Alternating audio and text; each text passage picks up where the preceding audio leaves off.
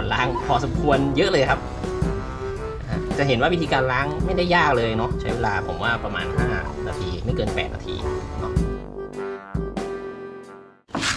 ครับสวัสดีครับเพื่อนๆนะครับวันนี้ผมก็จะพามา ล้างนะครับล้างโซ่แล้วก็เคลือบขัดล้างแล้วก็เคลือบขัดโซ่นะครับก็อุปกรณ์ก็จะมีตัวแปรงขัดโซ่นะครับมีสเปรย์สำหรับล้างเนาะจริงๆมันมี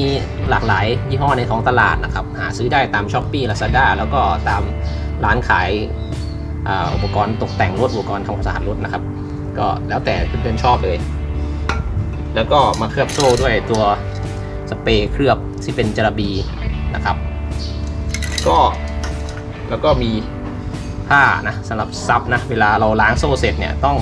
ทำการซับโซ่เป่าลมถ้าใครมีเครื่องปั๊มลมที่บ้านก็เป่าลมให้โซ่แห้งสะอาดดีก่อนนะครับให้แห้งที่สุดเราถึงจะมาพ่นสเปรย์จาระบีเคลือบนะไม่งั้นเดี๋ยวน้ำเนี่ยมันยังติดที่โซ่อยู่เนี่ยตัวจาระบีมันจะไม่เกาะโซ่นะครับมันจะมีน้ำมาเป็นฟิล์มอยู่อีกชั้นหนึ่งเนาะดังนั้นเราต้องทำให้แห้งก่อนหลังจากเราล้างโซ่เสร็จแล้วนะครับก็สภาพตามคู่มือของรถดูคาตินะอย่างมอนสเตอร์เนี่ยเขาจะแนะนำให้ล้างทุกๆ 1,000 กิโลเมตรนะครับหรือถ้าเราใช้งานหนักเช่นใช้ในทางฝุ่นหรือว่ามีขี้โคลนเยอะเนี่ยก็ทุกๆ500 โลเนาะส่วนตัวผมเองเนี่ยก็ไม่ได้ใช้งานหนักนะแต่ว่าผมล้างทุกๆ500 กิโลเมตรครับมีสภาพผมล้าง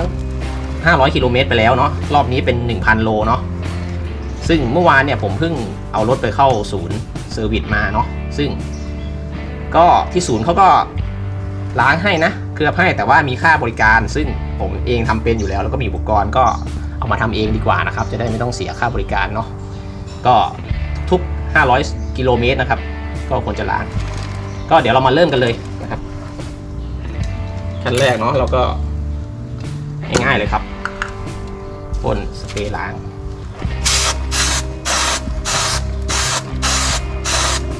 รถเราควรจะตั้งบนสแตนเนาะมันจะได้ล้างได้สะดวกครับเพราะว่าเราต้องหมุนล้อ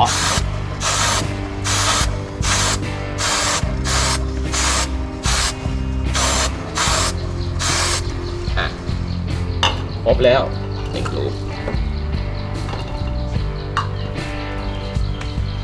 เขาให้ทิ้งไว้ประมาณ 2-3 นาทีนะครับเพื่อนๆก็เดี๋ยวผมจะทิ้งเอาไว้นะครับA few moments later ตอนนี้ก็เป็นขั้นตอนที่เราจะมาขัดโซ่นะครับก็เราก็ขัดหมุนรถไปเรื่อยๆเลยเราใช้แปรงขัดโซ่ขัดไปนะครับขัดอย่างนี้นะครับขัดด้านในด้วยนะครับตรงนี้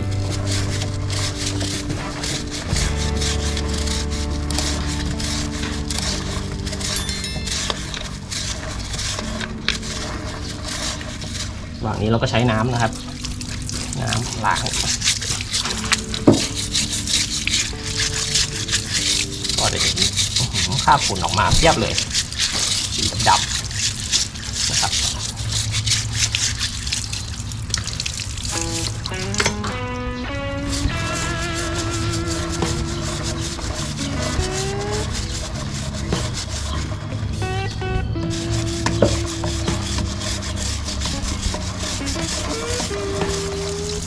ก็เป็นคราบฝุ่นคราบจาระบีเดิมนะที่ฝุ่นออกมานะครับโซ่ใสเลยครับตัวสเตอร์เราก็ใช้แปรงด้านยาวนะใสนะครับก็สามอีกสักหน่อย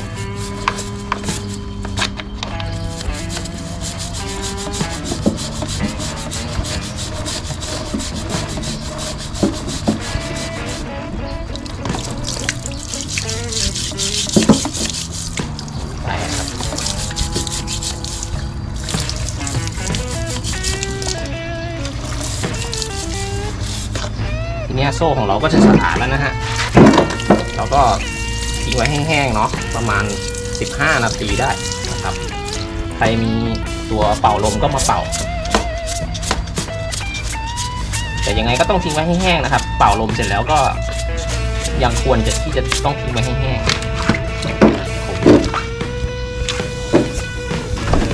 ให้มันแห้งเร็ว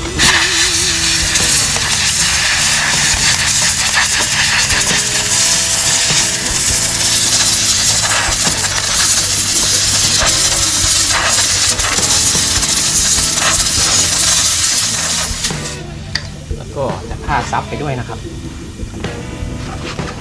ผ้าซับ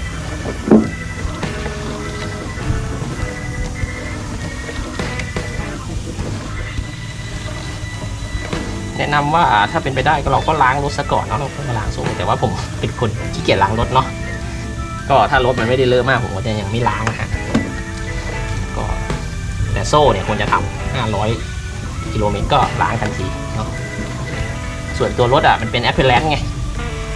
มันเป็นแค่ความสวยงามมันก็ไม่เท่าไหร่ครับถ้ามันไม่ได้เลอะมากก็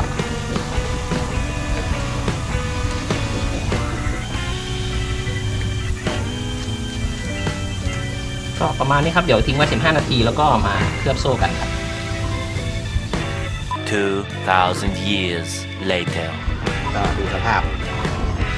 ใสสะอาดนะครับแตกต่างจากก่อนล้างพอสมควรเยอะเลยครับจะเห็นว่าวิธีการล้างไม่ได้ยากเลยเนาะใช้เวลาผมว่าประมาณ5 นาทีไม่เกิน8 นาทีเนาะถ้าไม่นับเวลารอคอยแห้งรอคอยนู่นนั่นนี่นะครับเฉพาะเวลาที่เราทำงานเนี่ย5 นาทีนั้นต่อไปก็จะเป็นการหล่อลื่นเนาะก็ของผมจะเป็นสเปรย์หล่อลื่นนะครับเป็นจระบีขาวเนาะก็ที่เลือกใช้จระบีเพราะว่าถ้าเป็นน้ำมันเนี่ยมันจะมีความเหลวเนาะพอเราขี่ไปโซ่มันจะสะบัดแล้วทำให้น้ำมันกระเด็นไปติดบังโคลนติดตัวรถเราเนี่ยทำให้เลอะเทอะนะครับแล้วก็ข้างในสเตอร์ตัวขับด้วยเนาะถ้าเป็นจระบีเนี่ยมันก็จะเหนียวมันก็จะไม่กระพือไม่สะบัดนะครับก็จะทำให้ตัวรถเนี่ยสะอาดอยู่เสมอเนาะวิธีการก็เขย่าครับแล้วก็พ่นบางคนถ้าอยากจะประหยัดก็ยิงทีละข้อโซ่อย่างนี้แต่ว่าผมคิดว่ามันช้าเนาะใส่ไปเลยเวลาเนาะ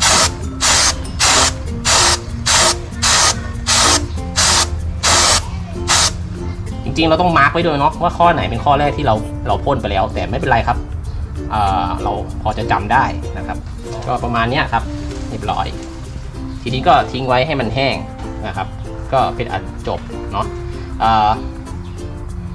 พอมันแห้งเนี่ยเราเอาผ้าเช็ดเพื่อความสวยงามสะอาดอีกสักนิดนึงก็เป็นอันจบครับก็หลังจากเราพ่นเสร็จแล้วเนาะตัวนี้เราก็มาคว่ำเนาะคว่ำเพื่อให้